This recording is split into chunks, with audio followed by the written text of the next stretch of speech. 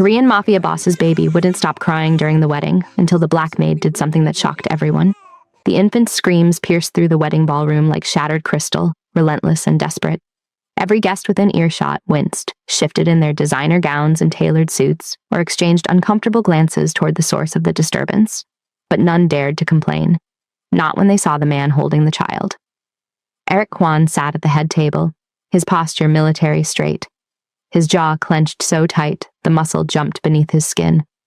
The custom-tailored black suit that normally made him look like a dark emperor now seemed to constrict around him like a cage. His normally cold, calculating eyes, the ones that had made grown men confess their sins, held a flicker of something foreign. Panic, raw, unfiltered panic.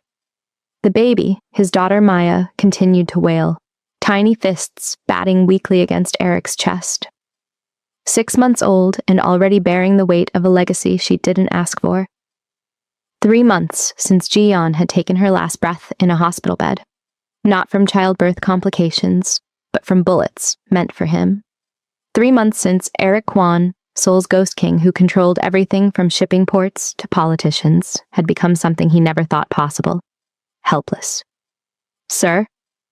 One of his lieutenants leaned in carefully, speaking low enough in Korean that other guests couldn't hear. We could take her to the hospital. Leave the reception. No. Eric's voice was still wrapped in silk-covered steel.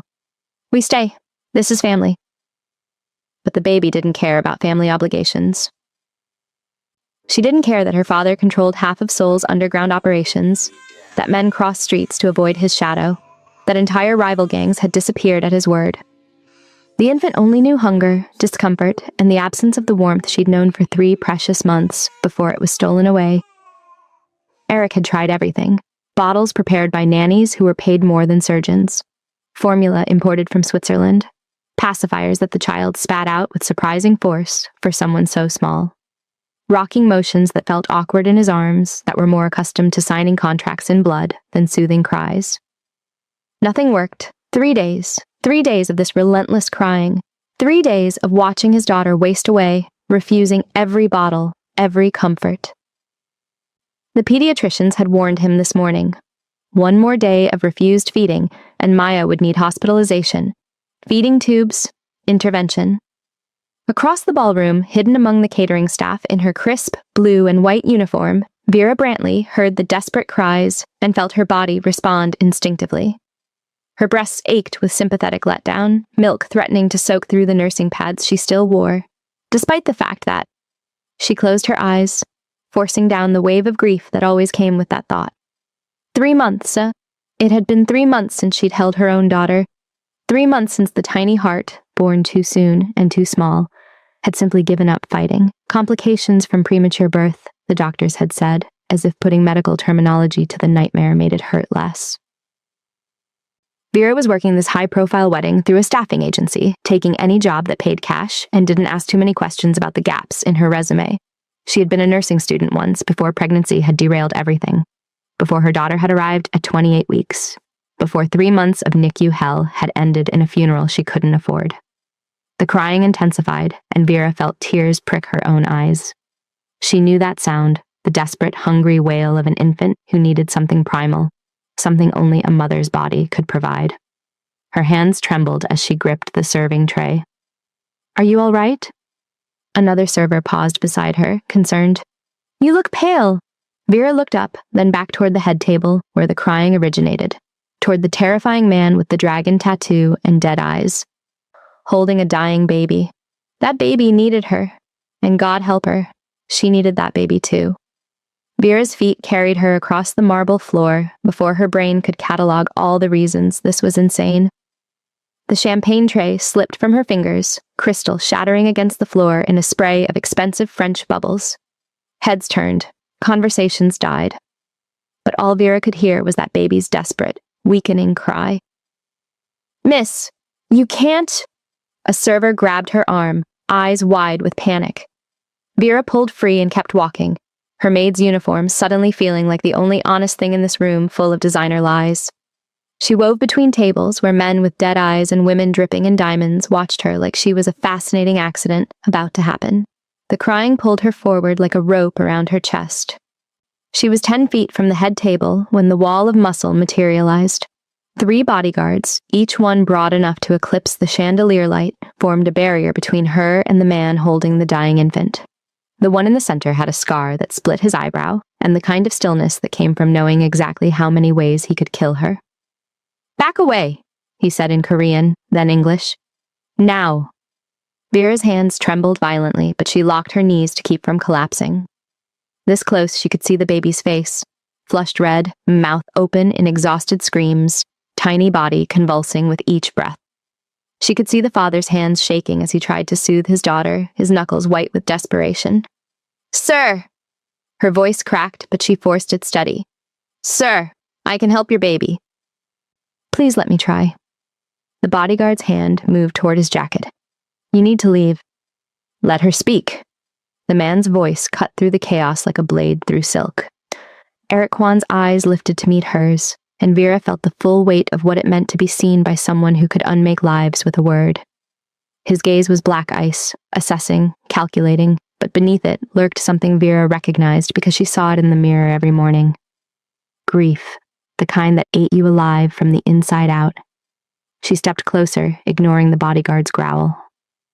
"I know why she's crying like that. I know what she needs." "You're a doctor?" His English was perfect, barely accented, each word precisely chosen. "No, I'm..." Vera's breath caught. "I'm a mother. Was a mother. I can help her. Please." Around them, the wedding reception had gone silent. 200 guests watching this impossible tableau. A black woman in service uniform confronting Seoul's most dangerous crime lord. Vera heard gasps, whispers in Korean that she didn't need to understand to know they were scandalized. She didn't care. That baby was dying. Eric stared at her for 3 heartbeats that felt like hours. Then he stood, Maya still screaming in his arms, and nodded once. "Follow me." The bodyguards closed in around them as Eric moved through the ballroom, creating a protective corridor that guests parted for, like Moses and the Red Sea. Vera followed, her legs threatening to give out, her breasts aching with milk meant for a child 3 months dead. They walked through a door, hidden behind silk drapes, down a corridor lined with more armed men, into a private room that probably cost more than Vera's entire life. Eric turned to face her, and Vera saw the cracks in his armor, the exhaustion carved into the lines around his eyes, the way his hands gentled on his daughter despite the tremor running through them, the desperation of a man who'd tried everything and watched it all fail. "What do you need?" His voice was rough now, stripped of its earlier control. Vera looked at the baby, then at the 4 bodyguards who'd followed them in, then back at Eric. "Privacy, and I need to nurse her." The head of security, the scarred one, stepped forward immediately. "Sir, this is... Everyone out." Eric didn't raise his voice, but the command in it made grown killers flinch. "Sir, protocol requires... You can watch from the door." Eric's eyes never left Vera's face. "But you will not interfere. Am I understood?" The bodyguards retreated to positions by the entrance, close enough to intervene, far enough to give the illusion of privacy. Vera's hands shook as she settled into an antique chair that probably belonged in a museum. Eric approached slowly, like he was afraid any sudden movement might shatter this fragile moment, and carefully transferred his daughter into Vera's arms. The weight of the baby hit Vera like a physical blow. Maya was so light, so fragile, her little body hot with fever and exhaustion. For a moment, Vera couldn't breathe past the memories. Her own daughter, just as small, just as helpless, slipping away despite everything the doctors tried. Then Maya turned her head, seeking, desperate, and instinct took over. Vera adjusted her uniform, positioned the baby, and felt Maya latch on with a ferocity that spoke of days without relief. The baby's screams cut off instantly, replaced by desperate, hungry suckling. Silence crashed through the room like a wave. Eric dropped into the chair across from them, his face transforming. The hard edges softened, the ice in his eyes melted into something human and raw. He watched his daughter feed like he was witnessing a miracle, his hands gripping his knees so tight his knuckles went white. Vera felt tears streaming down her face, but she couldn't stop them. Maya was drinking like she'd been lost in a desert, her little fists kneading against Vera's chest, her body finally relaxing. Minutes passed, the baby's desperate gulps slowed to steady, rhythmic pulls. Her flushed face began to return to normal. Her tiny body went slack with relief and exhaustion. When Maya finally released and fell into unconscious sleep, Vera looked up to find Eric staring at her with an expression she couldn't name. Gratitude, wonder, something else that made her stomach flip. You saved her life. His voice was barely a whisper, rough with emotion he clearly wasn't used to expressing. I've tried everything. Specialists, formula, medicine, nothing worked. She was dying and He stopped, jaw clenching. How did you know? My daughter, Vera said quietly, adjusting Maya in her arms, unable to let go yet. She was premature. I nursed her for 3 months before. She couldn't finish, didn't need to. The understanding in Eric's eyes said he already knew how that sentence ended. He leaned forward, elbows on his knees. And for a moment, he wasn't a crime lord. He was just a father who'd almost lost everything. What's your name? Vera. Vera Brantley. Vera? He said it like he was memorizing it. Then he reached into his jacket, making the bodyguards tense, and pulled out a business card.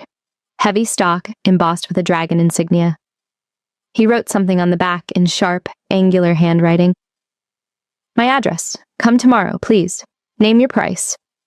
Vera looked at the card, then at the sleeping baby in her arms, then at the man who clearly didn't know how to beg but was doing it anyway. Every instinct screamed at her to run.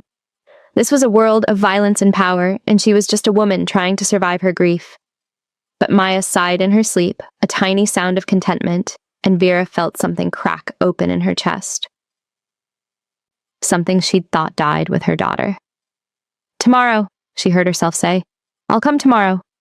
She didn't know then that by agreeing, by feeding this baby, she'd just activated ancient codes written in blood and tradition. She didn't know that in the world of Korean American crime families, a woman who nurses the boss's child becomes bound to that family forever.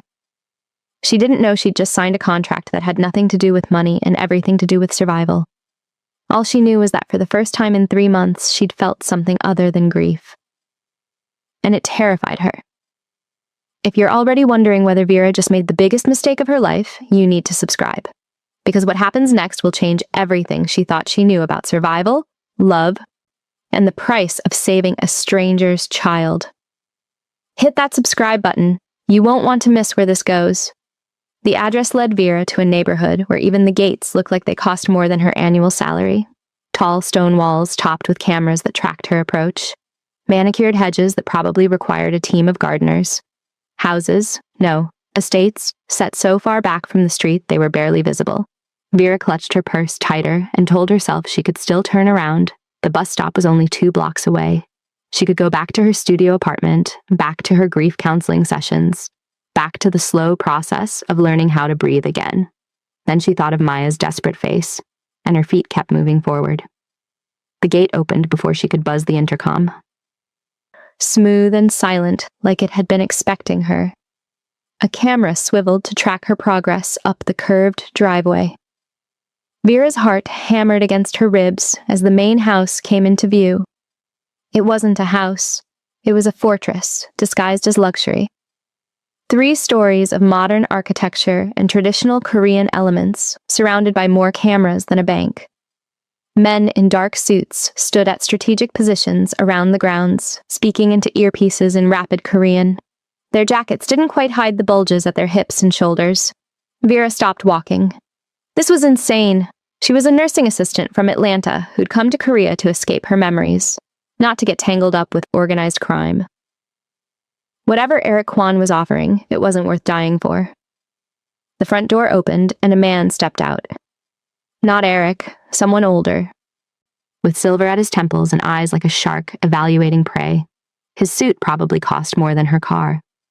He descended the steps with the precise movements of someone who'd killed people and slept fine afterward. Miss Brantley. His English was formal, accented. Welcome to the Kwan estate. I am Mr. Han, head of security. Please, come inside. It wasn't a request.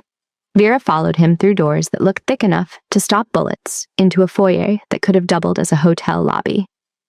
Marble floors reflected chandelier light. Art that belonged in museums hung on walls. Everything was beautiful and sterile and designed to remind you exactly how much power resided here. More guards stood at intervals, their attention snapping to her as she passed. Vera heard Korean words she didn't understand but could feel. Questions, maybe warnings, definitely judgment. She was hyper-aware of her secondhand coat, her worn shoes, the way she didn't belong in this world of polished violence. Mr. Han led her through hallways lined with more surveillance equipment than she'd known existed, past rooms where she glimpsed men hunched over computer screens and weapon racks that made her stomach turn. This wasn't just a home, it was a command center. They stopped outside a door, flanked by 2 more guards. Mr. Han knocked once, then opened it without waiting for an answer. Eric Kwan stood at floor-to-ceiling windows overlooking the gardens, Maya in his arms. The morning light caught the dragon tattoo on his neck, made his black clothing look like shadow given form. He turned as they entered, and Vera saw the exhaustion etched into his face. The kind that came from days without sleep. Miss Brantley. Relief flooded his expression. Thank you for coming. I wasn't sure you would. Maya whimpered in his arms, a sound that went straight to Vera's chest. The baby looked worse than yesterday. Paler, thinner, her little face pinched with distress. She hasn't eaten? Vera asked, already moving forward. She took 1 bottle at midnight, screamed for 4 hours after, refused everything since. Eric's voice was tightly controlled, but Vera heard the fear underneath. The doctors say if she doesn't eat today, they'll need to hospitalize her. Insert feeding tubes. He paused, jaw clenching. I need to tell you something before we go further. Vera stopped, every instinct screaming danger. Eric handed Maya to a woman who appeared from a side door, a nanny, exhausted and anxious, then turned his full attention to Vera. You asked my name yesterday. I didn't give it. That was intentional. He gestured to the chair facing his desk. Please sit. Vera remained standing. Who are you? I run the Kwan Syndicate. We control shipping, imports, certain political interests in Seoul and 3 other countries. He said it like he was describing a legitimate business, but Vera wasn't stupid. She'd watched enough news, heard enough whispers. Syndicate was a polite word for what Americans called the mob. Her blood went cold. You're telling me you're a criminal. I'm telling you I'm a man whose enemies killed my wife 3 months ago to hurt me. I'm telling you those same enemies would kill anyone I care about to watch me suffer. I'm telling you that if you help my daughter, if you become important to us, you become a target. His eyes bored into hers. I'm giving you a chance to walk away before that happens. Vera should have run, should have walked straight out that door, caught the next bus, maybe the next flight back to Atlanta. Instead, she looked at Maya in the nanny's arms, saw the baby's labored breathing, the way her little body trembled with exhaustion. Let me see her. Eric nodded to the nanny who brought Maya over. Vera took the baby carefully, and Maya immediately turned her face into Vera's chest, seeking, crying weakly. Up close, Vera could see the dehydration in the baby's skin, the sunken quality around her eyes, the way her lips had started to crack. This wasn't just hunger anymore. This was a child on the edge of organ failure. Please. The word came out of Eric like it physically hurt him. He moved closer, and Vera saw his hands shaking. Please, I'm begging you. She's all I have left. I've tried everything. Specialists from Switzerland, traditional medicine, different formulas, different bottles, 5 nannies in 3 days. Nothing works. She's dying and I'm... His voice cracked. I'm powerless. All this money, all this influence, and I can't save my own daughter. Vera looked at this dangerous man reduced to begging, looked at the baby dying in her arms, looked at Mr. Han, watching from the doorway with cold calculation. Every logical neuron in her brain screamed that this was how people disappeared in news stories, how women ended up as cautionary tales. But Maya whimpered, and Vera's body responded. Milk letting down, breasts aching, empty arms that had held her own dying daughter, remembering what it felt like to actually help. 1 week, she heard herself say. I'll stay 1 week to help her transition to bottles. After that, I'm gone. Name your price. $50,000. It was more money than she'd made in 5 years, an absurd number chosen specifically so he'd refuse and she could escape with her conscience intact. Done. Plus room and board. Eric was already moving to his desk, pulling out papers. I'll have my lawyers draw up a contract guaranteeing your freedom after 7 days. You'll have your own suite, full security, anything you need. I need to be able to leave. He looked up and something flickered across his face. The gates will open for you anytime. But Miss Brantley, understand, once you're identified as important to Maya, once the wrong people know you've helped us, leaving might be more dangerous than staying. Then I'll take my chances. Vera adjusted Maya, who had stopped crying and was making small rooting motions against her chest. 1 week, then I disappear and you forget I existed. 1 week? Eric agreed, but something in his tone made Vera think he was lying. What he didn't tell her, what he maybe didn't fully realize himself, was that in the world of Korean-American organized crime, certain traditions ran deeper than contracts. A woman who nursed a boss's heir didn't just help. She became bound by codes written generations ago, codes that said she was now family, now protected, now owned. Eric didn't tell her that by accepting his offer, she'd just become the most valuable leverage his enemies could want. He didn't tell her that some contracts couldn't be broken with signatures. All he said was, "Thank you." And the weight in those 2 words suggested he understood exactly what he was asking her to sacrifice. Vera looked down at Maya, who had finally stopped trembling, who was looking up at her with eyes that held the same desperate hope Vera's own daughter had once had. She thought about her empty apartment, her empty arms, her empty life. 1 week, she whispered, and let herself believe it was true. Mr. Han found Vera in the nursery on her second morning, watching Maya sleep in the elaborate crib that probably cost more than most people's cars. The baby had nursed twice during the night, finally keeping down a bottle afterward, and Vera had allowed herself to feel something dangerous. Hope. Miss Brantley, Mr. Han's voice was flat, emotionless. We need to speak. Vera followed him to a study lined with books in Korean and English, the kind of room designed for delivering bad news in civilized surroundings. He closed the door and didn't offer her a seat. You should understand what you've done. He clasped his hands behind his back, military precise. In traditional Korean-American organized families, a woman who nurses the boss's heir is considered to have formed a blood bond. You are now, in the eyes of our world and every syndicate that matters, Maya's mother. Vera's stomach dropped. That's insane. I'm helping a baby eat. That doesn't make me... It makes you family. Mr. Han's expression didn't change. More specifically, it makes you Mr. Kwan's claimed woman, his property by extension. Every rival syndicate now sees you as legitimate leverage against him. The room tilted. Vera grabbed the back of a chair to steady herself. I'm not property. I'm not anyone's wife. I signed a contract for 1 week. The contract Mr. Kwan drew up protects you legally, but tradition supersedes law in our world. Mr. Han moved to the window, his silhouette sharp against the morning light. The moment you fed Maya in front of witnesses at that wedding, word spread. By yesterday afternoon, every major family in Seoul knew. By this morning, photographs of you entering this compound were circulating through encrypted channels. Vera felt bile rise in her throat. You're telling me I'm trapped. I'm telling you that leaving now would be suicide. Mr. Kwan's enemies will assume you know things, have access, matter to him. They'll use you to hurt him, whether that's true or not. He turned to face her, and for the first time something like sympathy flickered in his eyes. You saved the child's life. That makes you valuable. Valuable things require protection. I want to talk to Eric. Now. Mr. Han's mouth twitched, almost a smile. He's in a meeting, but he anticipated this conversation. He asked me to tell you that he doesn't expect you to play any role beyond caring for Maya. He won't force you into anything, but he also won't lie to you about the danger. Before Vera could respond, the door opened. A younger man in tactical gear entered, holding a tablet. He said something in rapid Korean to Mr. Han, whose expression hardened to stone.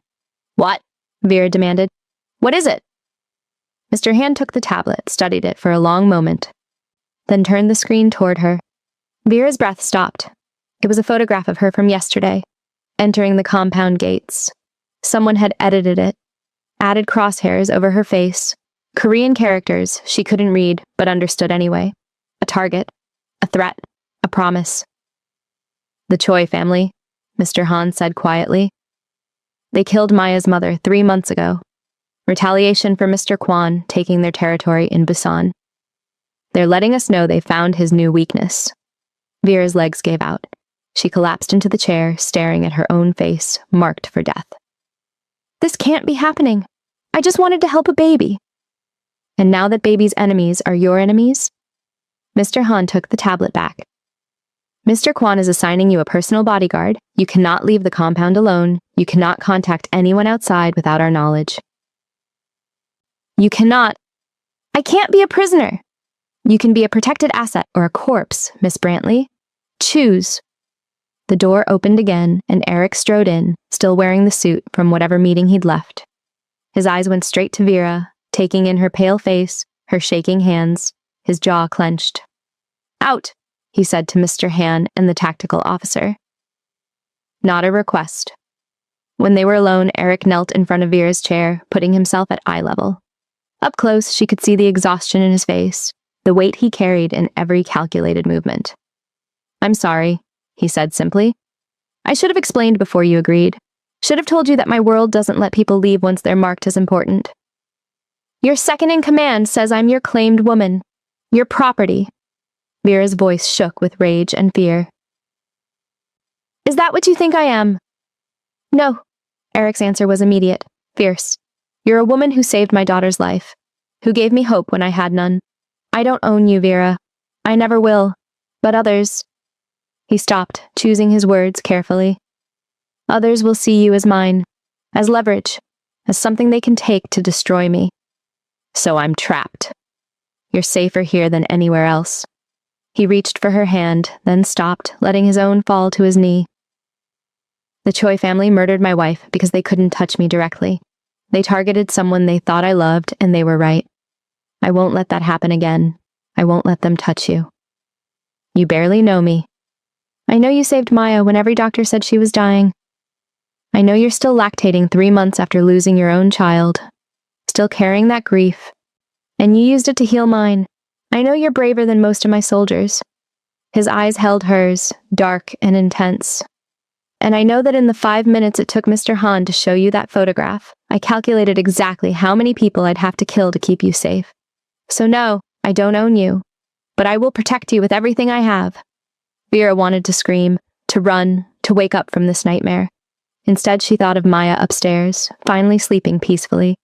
Thought of the baby's desperate cries, her thin little body, the way she'd latched on like Vera was salvation itself. I want to see her, Vera whispered. Eric stood, offering his hand. This time she took it. They found Maya awake in her crib, making soft, cooing sounds that babies make when the world finally doesn't hurt. When she saw Vera, her whole face transformed. Her mouth opened in a gummy smile that hit Vera like a physical blow. Those tiny hands reached up, grasping at air, at possibility, at the woman who'd fed her and held her and refused to let her die. Vera lifted Maya from the crib, and the baby immediately nuzzled into her neck, making contented sounds. Not hungry, not hurting, just wanting to be close. She's never done that, Eric said quietly from the doorway. Not even with her mother, not really. Isabella was sick after the birth, couldn't hold her much before... He didn't finish. Vera swayed gently, the way all mothers do, and Maya's eyes started to drift closed, safe, secure, loved. And Vera realized with crystal clarity that she couldn't leave this child, couldn't walk away and condemn Maya to more screaming, more starvation. More desperate searches for comfort that no one else could provide. In saving this baby, she'd bound herself more thoroughly than any gang tradition ever could. I'm already in too deep, she said, not sure if she was talking to Eric or herself. I know. Eric moved closer, close enough that she could feel his presence like heat. But I promise you, Vera, I'll keep you safe, both of you. Vera looked down at Maya, who had fallen asleep with one tiny hand fisted in Vera's shirt. She thought about the crosshairs over her face, the death threat from people who'd already killed once to hurt this man. She thought about her empty life in Atlanta, her grief counseling sessions that never actually healed anything, her apartment full of ghosts. At least here, she could save someone. 1 week, she said, but it sounded like a lie even to her own ears. Eric didn't call her on it. He just watched her hold his daughter, and something passed between them that had nothing to do with tradition or obligation or ancient gang codes. It was simpler and far more dangerous than that. It was the beginning of something neither of them could afford. The first feeding happened at 2 a.m. on Vera's 4th night. She'd moved into the guest suite, more of an apartment, really, with its own bathroom, sitting area, and panic button that Eric had shown her with uncomfortable necessity. Maya's nursery was next door, the connecting door left open so Vera could hear the baby's first whimper. She was there before Maya's cry fully formed, lifting the baby from the designer crib. Settling into the rocking chair that probably cost more than most people's monthly rent, Maya latched on immediately, that desperate urgency from the first days replaced by comfortable routine. Vera was humming a lullaby her own mother used to sing when she heard the door open. Eric stood in the threshold, wearing sweatpants and a t-shirt instead of his usual armor of expensive suits. The dragon tattoo on his neck extended down his shoulder, she could see now, and without the formal clothing, he looked younger. More human, more dangerous in an entirely different way. "I'm sorry," he said quietly. "I heard her cry, wanted to make sure. It's fine, she's okay." Vera adjusted the blanket around Maya. "Just hungry." Eric moved into the room but kept his distance, leaning against the changing table with his arms crossed. He watched them in silence for a long moment, something unreadable in his expression. "My wife never got to do this," he said finally. "Isabella. She developed complications after the birth. Infection. Hemorrhaging. By the time the doctor stabilized her, she was too weak to nurse. We had to use formula, and Maya screamed through all of it. Isabella died thinking she'd failed as a mother." His voice was carefully controlled, each word precisely placed. "She died because of me, because I made enemies who wanted to hurt me, and the easiest way was through her." Vera looked up at him, this terrifying man reduced to confessing in a nursery at 2 a.m. "It wasn't your fault, wasn't it?" His laugh was bitter. "I chose this life, built this empire, made this world where everyone I love becomes a target. Isabella knew what I was when she married me, but she thought love would be enough protection. It wasn't. They shot her car up 3 months after Maya was born. 17 bullets. She died in the ambulance, and all I could think was that I'd killed her as surely as if I'd pulled the trigger myself." Maya had stopped feeding, had fallen back asleep in Vera's arms. Vera stood carefully, moving to place the baby back in her crib, then turned to face Eric fully. "My daughter was born at 28 weeks, she said. "Premature labor they couldn't stop. She weighed 2 pounds, 3 ounces. So small I was afraid to touch her." The words came easier than they had in months. "For 3 months I lived at that hospital. I pumped every 2 hours, I held her skin to skin, I sang to her, I prayed, and she fought so hard, Eric. She fought so hard to stay alive." "What was her name?" "Jasmine." Vera smiled through tears. "She died from complications her lungs couldn't handle, just stopped breathing one night and there was nothing anyone could do. The doctor said I did everything right, but it didn't matter. She still died." Eric moved closer and Vera didn't step back. "She died because medicine failed, not because of you. And Isabella died because someone wanted to hurt you, not because of you." Vera met his eyes. "We both carry guilt, that isn't ours, don't we?" Something shifted in the air between them. Eric reached out slowly, giving her time to pull away, and brushed a tear from her cheek. His hand was rough with calluses, scarred across the knuckles, but his touch was impossibly gentle. "You sing to Maya," he said quietly. "In English." "Songs I don't know, but she responds to your voice like nothing else. My mother used to sing them to me. I sang them to Jasmine." Vera's voice broke. "I swore I'd never sing them again after she died. But when Maya needed comfort, they just came out." "Thank you," Eric said, "for giving those songs to my daughter." They stood too close in the dim nursery, the city lights of Seoul filtering through expensive curtains, a sleeping baby between them and the entire criminal underworld waiting outside. Vera should have stepped back, should have maintained professional distance, should have remembered she was supposed to leave in 3 days. Instead, she asked, "The scar on your chest, I saw it yesterday when you were holding Maya. What happened?" Eric's hand dropped from her face.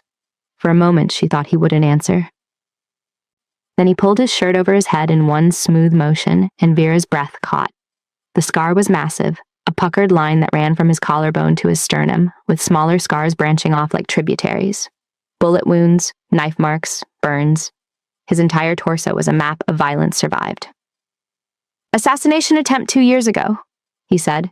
"3 men broke into my home. They got close enough to put a knife through my ribs, missed my heart by an inch. I killed all 3, but Maya was in the next room, newborn, screaming, and I was bleeding out on the floor, wondering if they'd sent more, if she'd die because I couldn't protect her." Vera reached out without thinking, her fingers tracing the longest scar. Eric went absolutely still under her touch, barely breathing. "You lived," she whispered. "I didn't have a choice." She needed me. His hand came up to cover hers, pressing her palm flat against his chest, where she could feel his heartbeat. "Like she needs you now." The moment stretched between them, charged with things neither could say. Then Maya made a soft sound in her sleep, and they both smiled, the tension breaking into something warmer. Over the next 3 days, it became their routine. Eric would find reasons to be in the nursery during feedings. They'd talk in whispers while Maya slept. He told her about building his empire from nothing, about the brother he lost to a rival syndicate, about the impossible choices that came with power. She told him about growing up in Atlanta, about her mother who died when she was 19, about nursing school and the dreams that died with Jasmine. The cultural and class barriers that should have kept them apart dissolved in those late night hours. It didn't matter that he was Korean American and she was Black, that he'd killed people and she'd spent her life saving them, that he lived in a fortress and she'd barely kept her apartment. They understood each other's grief, and that understanding became something neither expected. On the 6th night, one day before her contract ended, Vera stood at the nursery window, watching Eric play with Maya on a blanket. He was making silly faces, his entire demeanor transformed from the cold crime lord she'd first met. Maya giggled, actually giggled, and reached for his face with her tiny hands. Vera didn't hear him come up behind her until he spoke. "You're crying." She was. She hadn't realized. "It's the anniversary." Of the day Jasmine died. Eric's arms came around her from behind, careful, giving her space to pull away if she wanted. She didn't want to. She let herself lean back against his chest, let herself take comfort from someone who understood loss in all its suffocating complexity. "You're allowed to grieve," he said quietly, "for as long as you need." They stood like that, watching his daughter play, and Vera felt something in her chest crack open. All the walls she'd built to survive her daughter's death, all the careful distance she'd maintained, crumbling under the weight of this impossible connection. Eric turned her to face him. His hands came up to cup her face, thumbs brushing away tears. "This is impossible," she whispered. "Nothing about us has been possible," he answered, and kissed her. It was gentle at first, tentative. A question she answered by pressing closer. Then it deepened into something desperate and hungry.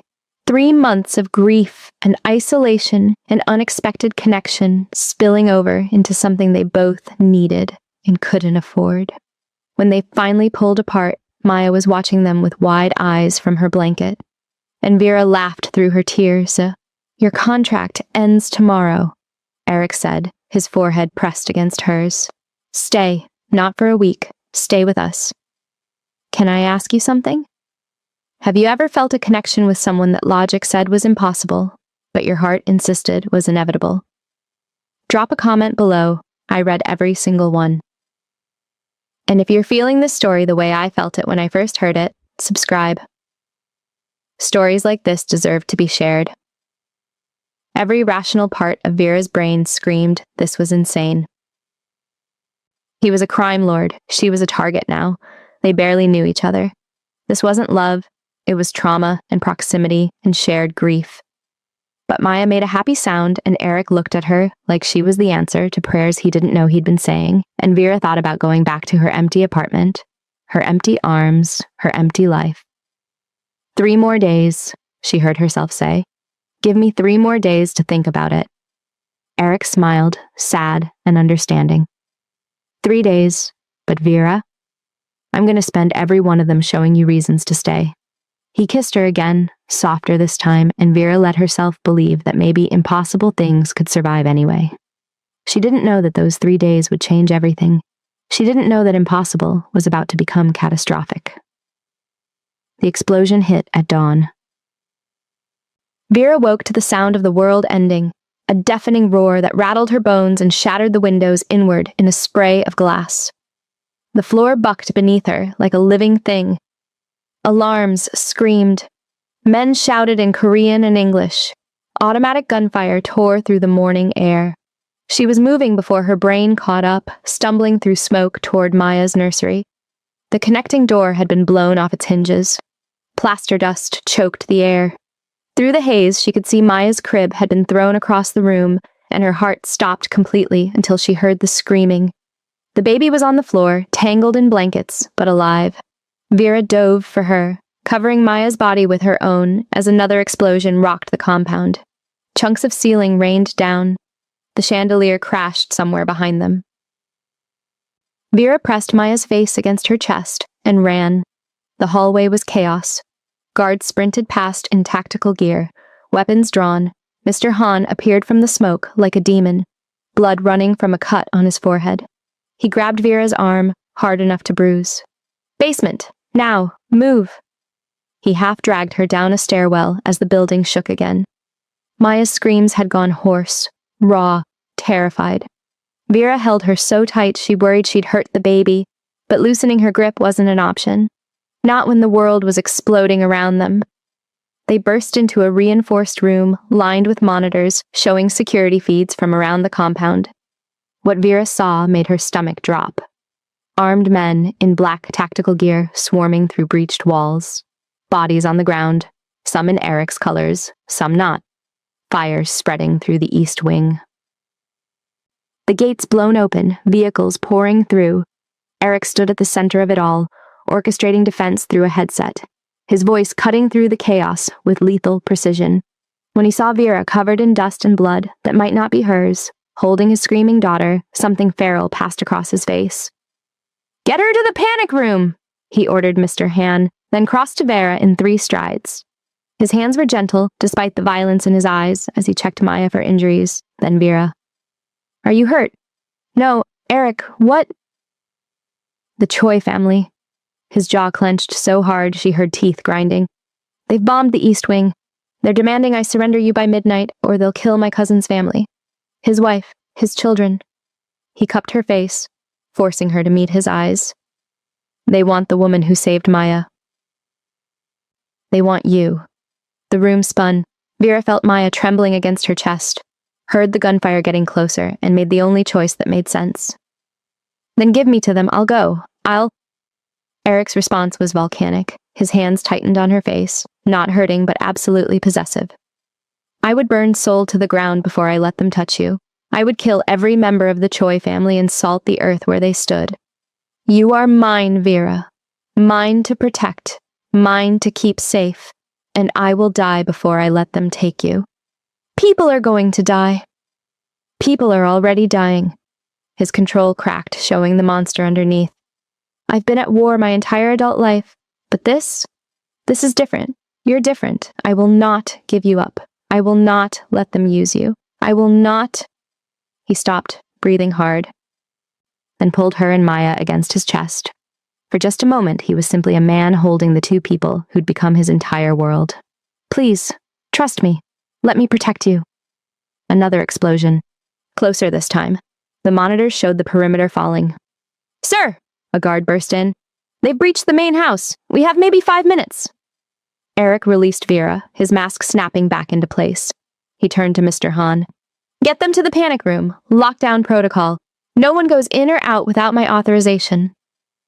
The panic room was a vault disguised as a wine cellar, walls reinforced with steel, air filtration, enough supplies to last weeks.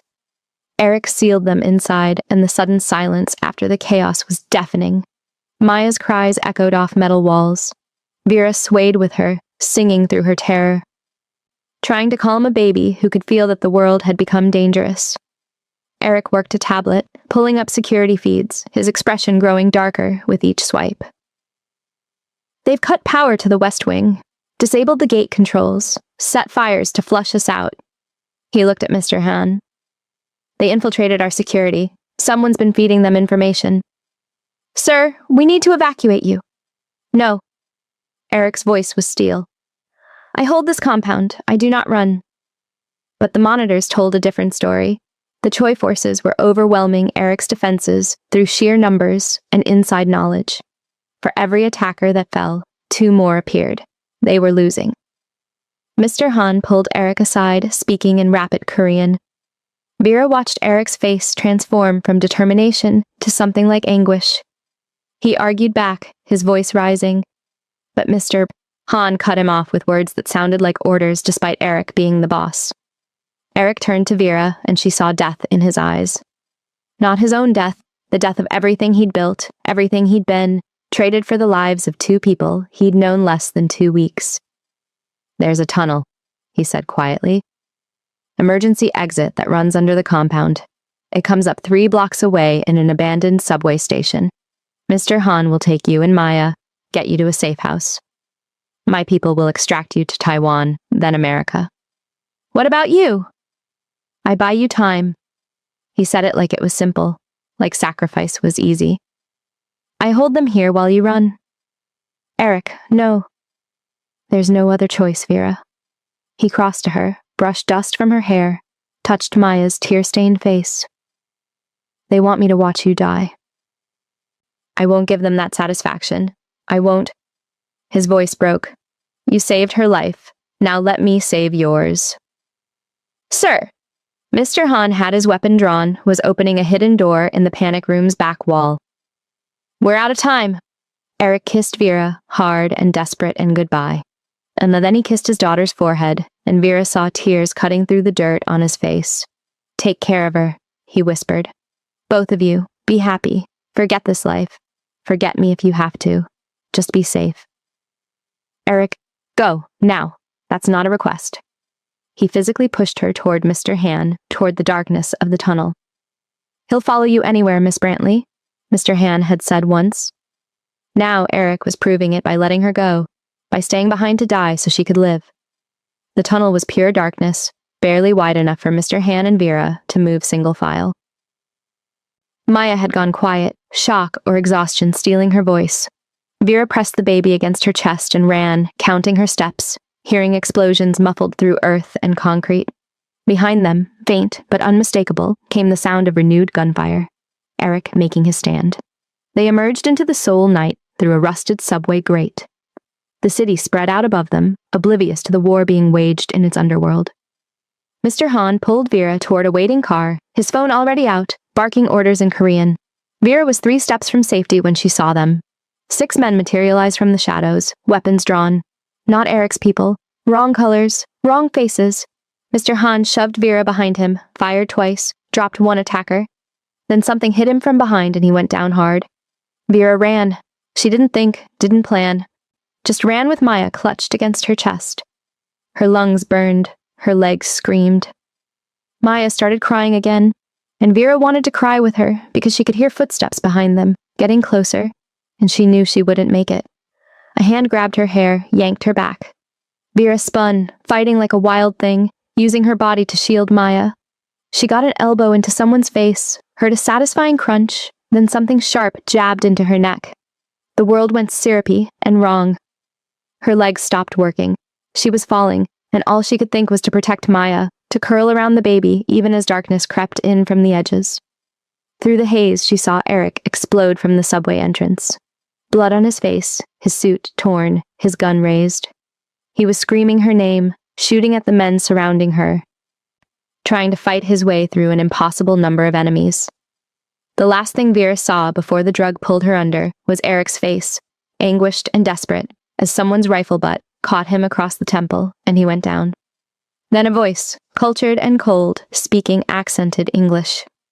Hello, Miss Brantley. You're very valuable to us. Sleep now. When you wake, we'll discuss your worth. Darkness swallowed her whole. Vera woke to silk sheets and morning light filtering through floor-to-ceiling windows that looked out over Seoul's skyline. For a moment, still drugged and confused, she thought she was back at Eric's compound. Then memory crashed in. The explosion, the tunnel, the capture. Maya. Vera jerked upright, panic clawing at her throat. and nearly sobbed with relief when she saw the baby sleeping in an antique bassinet beside the bed. Someone had changed Maya's clothes, fed her, kept her safe while Vera was unconscious. "She's quite beautiful, your little one." Vera spun toward the voice. An older man sat in a chair by the window, wearing an expensive suit and an expression of polite interest. He had the kind of face that belonged on corporate boards, distinguished and grandfatherly, completely at odds with the armed guards standing at attention behind him. "Who are you?" Vera's voice was raw. "Director Choi. Please forgive the dramatics of your arrival. My men can be overzealous." He gestured to a tea service on the table beside him. "You've been asleep for 8 hours. You must be thirsty, and I imagine the child will need feeding soon." Vera looked at Maya. At the locked door, at the windows that probably wouldn't open, at the cage made of luxury and polite conversation. "Where's Eric?" "Mr. Kwan is alive, if that's your concern.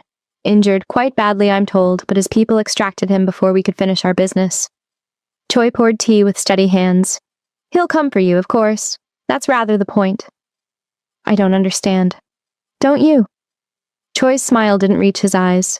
"You're worth more than you know, Miss Brantley. You're the first thing Eric Kwan has loved in 3 months, the first vulnerability he's shown since I killed his wife." Vera's blood went cold. "You killed Isabella? Collateral damage in a larger war." He said it like he was discussing stock prices. "I'd taken out his wife to hurt him, expecting grief to make him sloppy. Instead, it made him more dangerous.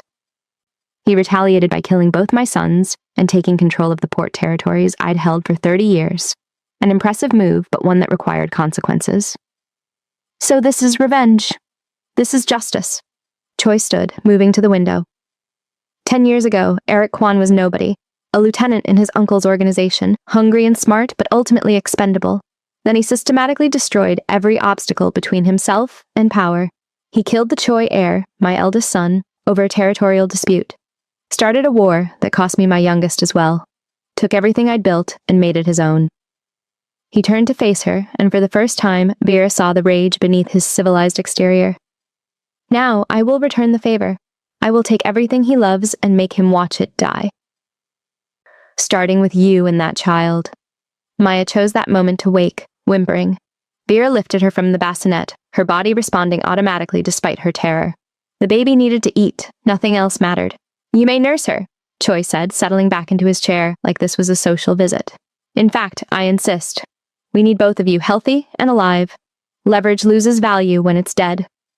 Vera wanted to scream, to throw something, to fight. Instead, she settled into a chair and fed Maya, because the baby was innocent in all of this and deserved comfort, even if the world had gone insane. "Does he love you?" Choi asked conversationally. "Eric, I mean. I think he does, the way he fought to reach you before my men tranquilized him. Quite touching, really. He killed 6 men with his bare hands. Nearly made it to you before we stopped him. If you hurt him." "Oh, I won't hurt him, not yet." Choi leaned forward, elbows on his knees.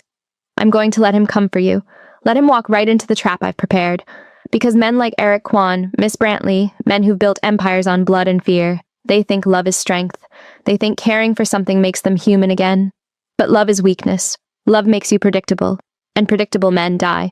He won't come alone. I'm counting on it." Choi's smile widened. "He'll bring his whole organization, his soldiers, his weapons, his carefully constructed power base, and I'll destroy all of it. His empire, his people, his legacy, everything he's built will burn. But first, I'll make him watch you die. Make him understand that all his strength, all his violence, all his control means nothing when it comes to protecting the people he loves." Maya had finished nursing, had fallen back asleep in Vera's arms. Vera held her tighter, this innocent baby caught in a war between monsters, and sang softly to keep herself from breaking completely. "You have a lovely voice," Choi observed. "Eric's wife never sang to the child. She was weak, that one, died too easily. You, though, you're stronger, more interesting. You'll last longer when I start hurting you. Eric will have to listen to your screams for hours before you finally break." Vera met his eyes, forcing steel into her spine, despite the terror flooding her veins. "You're going to lose. Eric will kill you. Perhaps, but not before I take everything that matters to him." Choi stood, brushing invisible lint from his suit. "He'll come." They always come for what they love, And when he does, Miss Brantley, I want you to watch. I want you to see the exact moment Eric Kwan realizes that love didn't save him. It destroyed him. He moved to the door, then paused. The room is comfortable, I trust. Good. Rest while you can. Feed the child. Sing your songs. Tomorrow, we begin in earnest. Tomorrow, I send Eric proof that I have you. And then we simply wait for love to lead him to slaughter. The door locked behind him with a sound like a tomb ceiling. Vera looked down at Maya, sleeping peacefully against her chest, and felt tears streak down her face. Eric was alive. Hurt, but alive. And he would come for them. She knew that with the certainty of her own heartbeat. He would trade his empire, his life, everything, because he loved them. And that love would kill him. I'm sorry, she whispered to the sleeping baby. I'm so sorry. Outside the windows, Seoul glittered and moved, oblivious to the war being waged in its shadows. Somewhere in that city, Eric was preparing to walk into a trap. Somewhere, the clock was ticking down to a confrontation that could only end in blood. Vera held Maya closer and sang through her tears, because it was the only thing she could do. The only power she had left in a game played by men who dealt in death. She sang and waited for the end to come.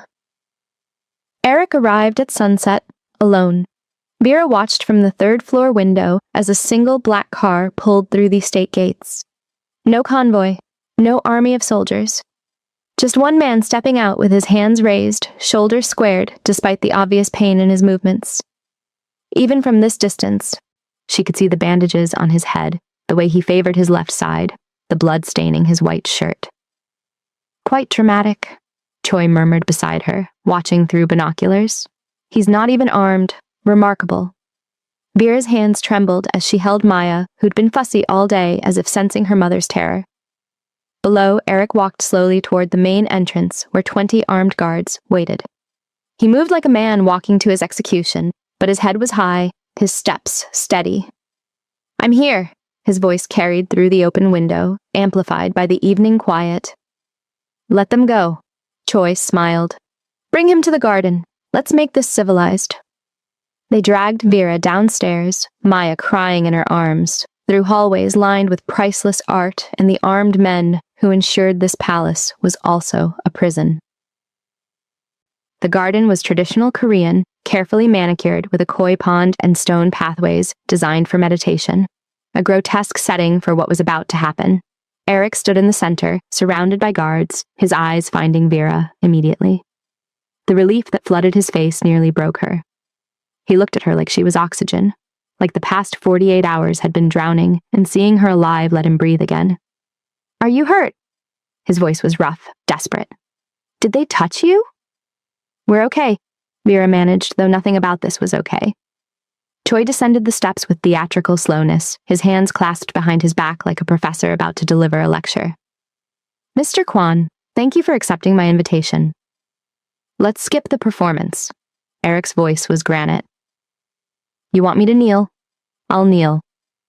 You want me broken? I'm already broken. Just let them go. Oh, but I do enjoy a good performance. Choi circled him like a shark. Tell me, what are you offering for the woman and child? Eric didn't hesitate. Everything. My entire empire, all territories, Busan, Incheon, the port operations in Taiwan, my shipping routes through China and Japan, every political connection I've bought over the past decade, access to my accounts, offshore, domestic, all of it.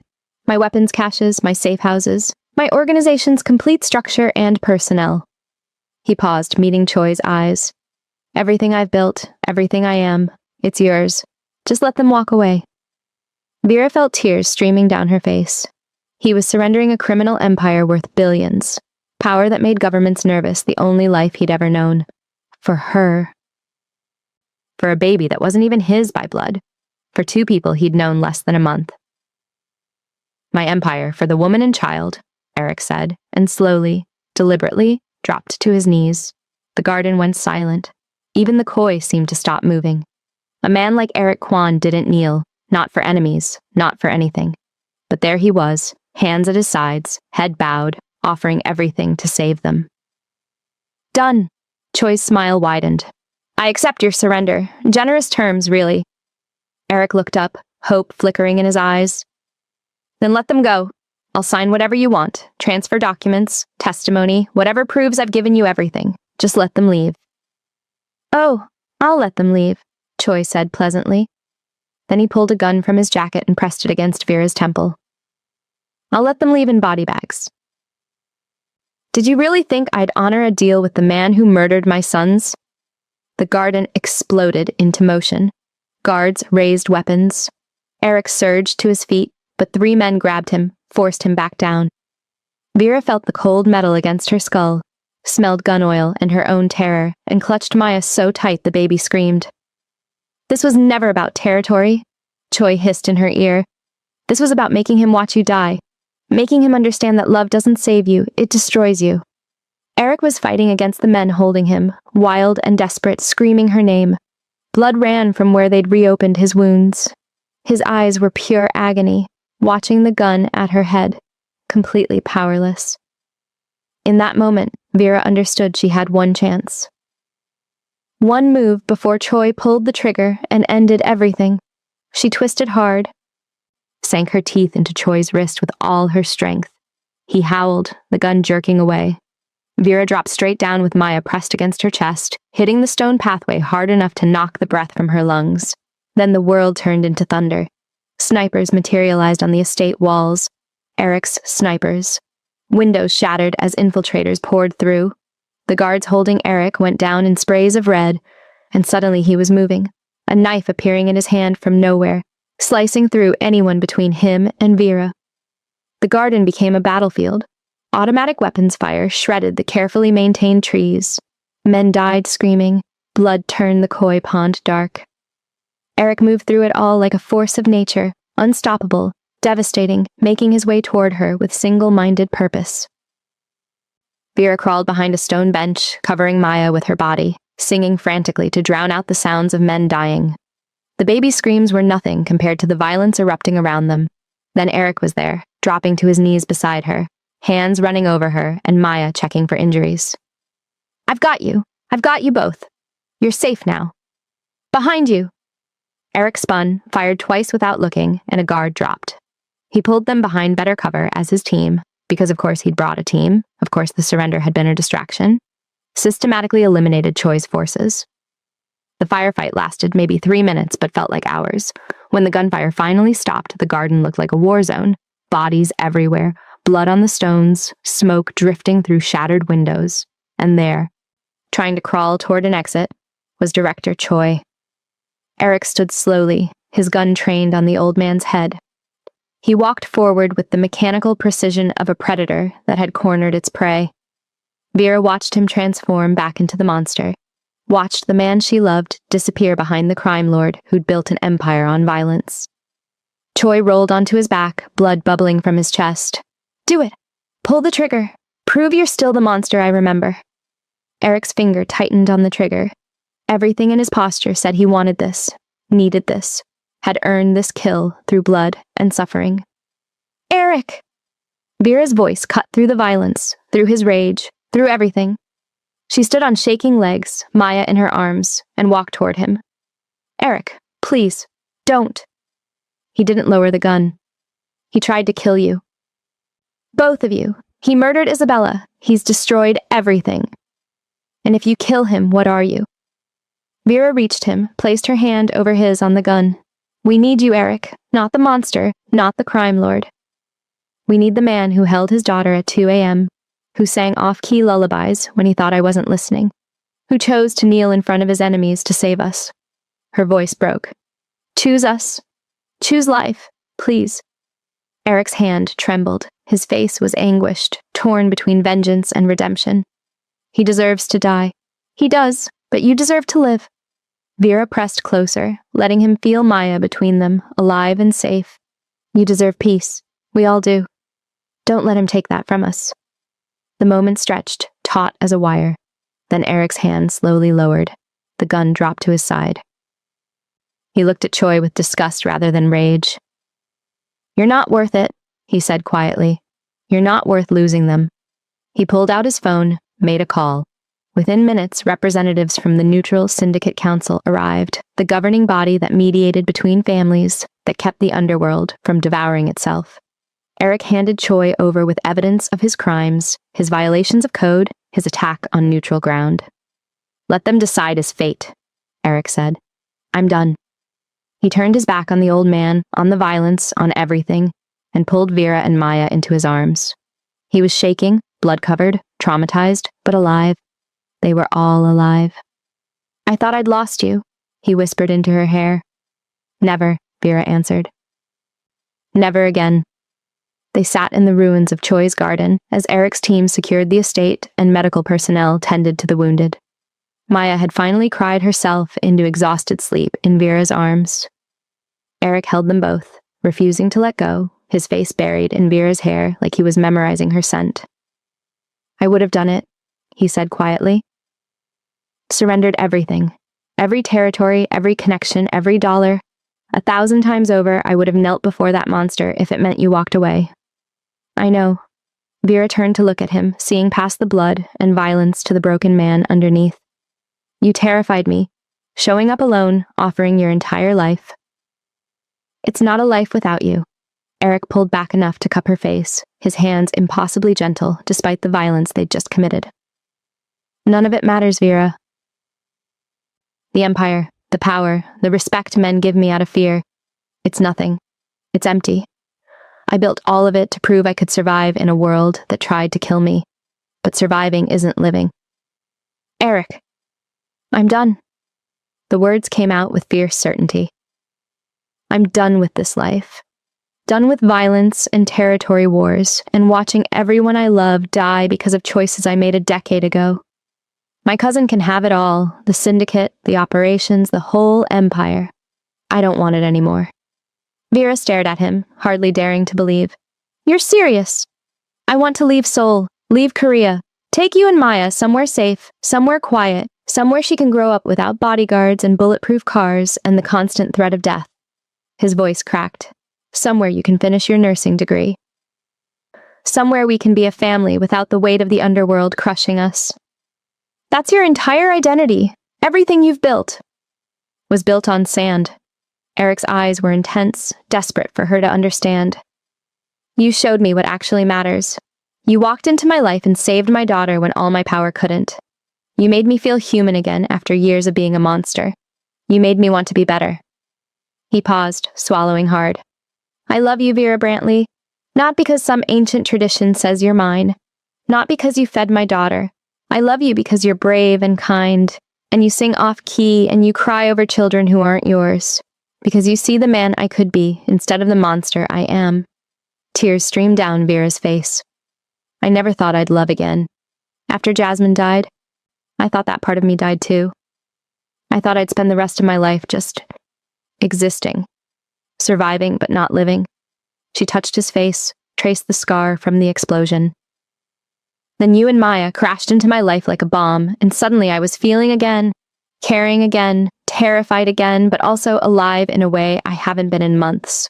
I love you too," she whispered. "God help me, I do. And it terrifies me because everyone I love dies, and you live in a world where death is currency." "Not anymore." Eric took her hand, pressed it over his heart.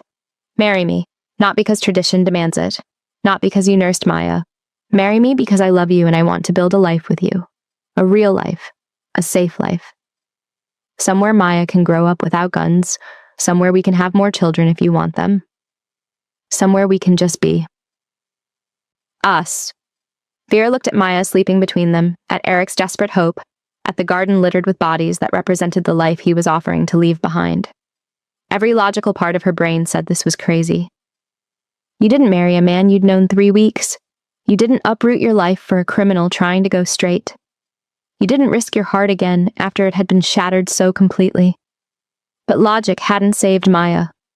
Logic hadn't brought Vera back from her grief. Logic had nothing to do with the way her heart raced when Eric walked into a room, or the way Maya reached for her with complete trust, or the way this impossible family had become the only thing that made sense in a senseless world.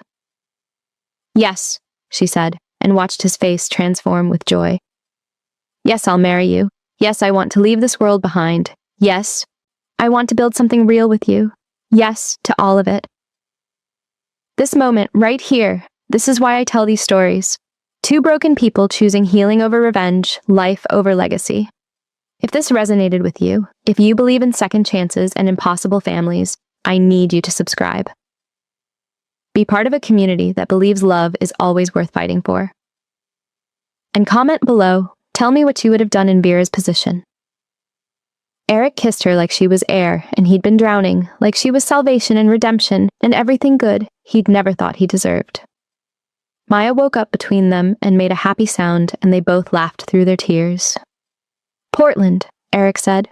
Or maybe Seattle, somewhere in the Pacific Northwest with rain and trees and people who don't know my name. I'll work security, legitimate security, corporate stuff, no criminal ties. You'll finish your degree. Maya will go to normal schools and have normal friends and never know that her father once controlled half of Seoul's underworld. That sounds impossible, Vera said. Everything about us has been impossible. Eric pulled them both closer.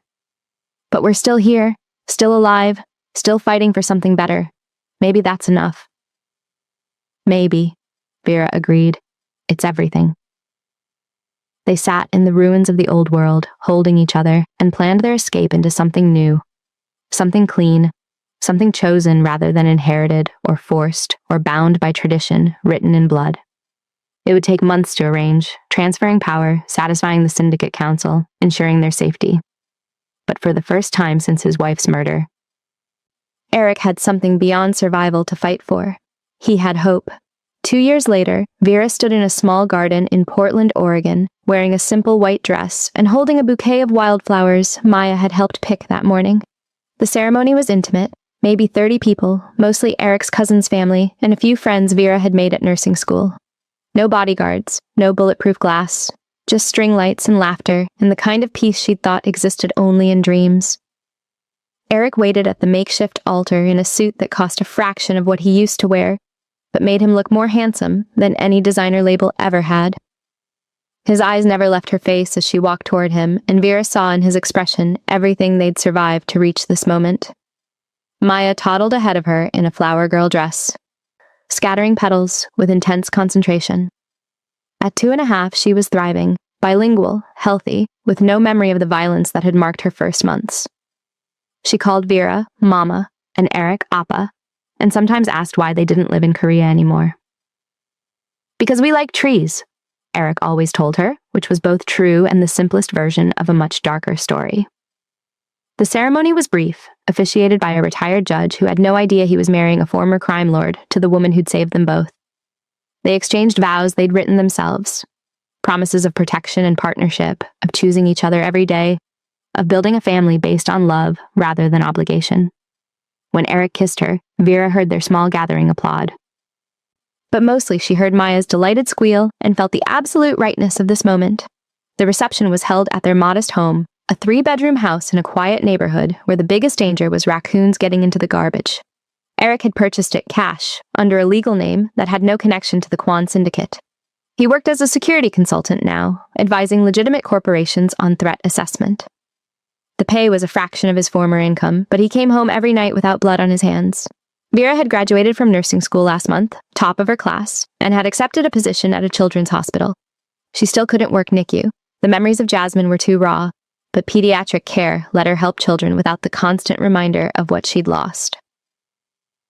They were halfway through dinner when a town car pulled up outside.